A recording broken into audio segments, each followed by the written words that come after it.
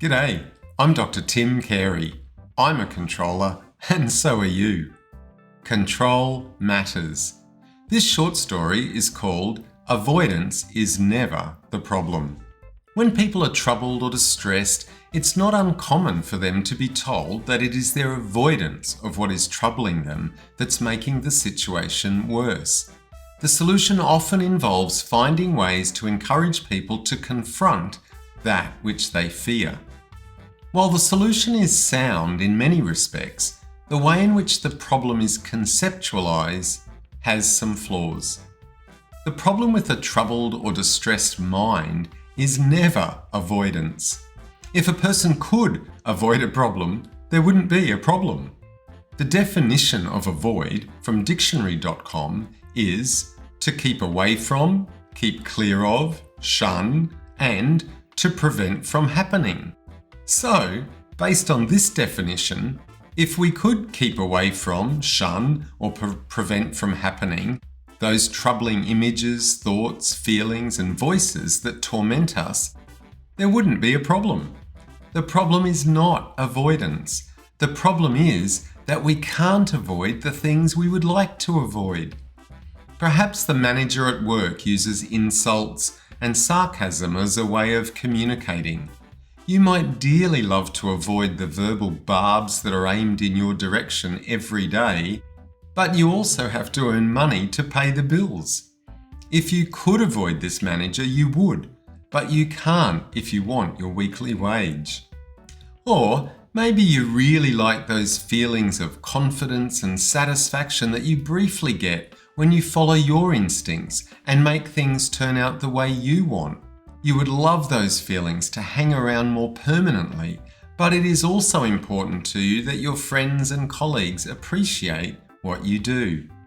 While you very much want to avoid their rolled eyes and disparaging gestures, you also want for them to recognize how capable you are, so you continue attempting to dislodge encouragement and endorsement from them, even though that means you are unable to avoid their retorts.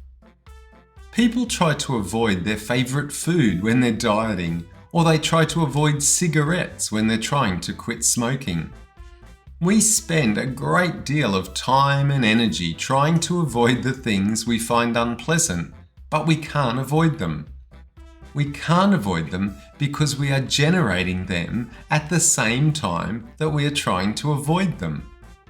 They are our thoughts, our images, our feelings, our desires, and our goals.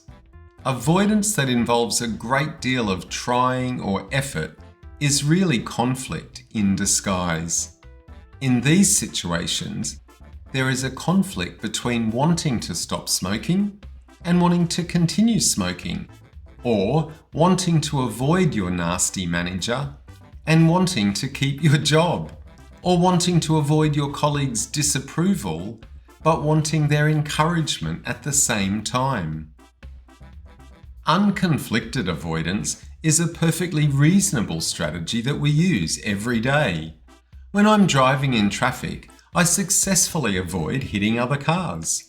When I'm walking along the pavement, I avoid bumping into other pedestrians.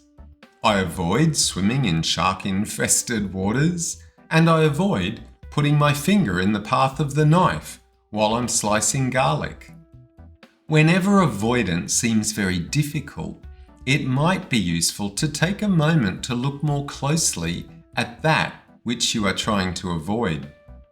What makes avoidance so hard in this particular situation?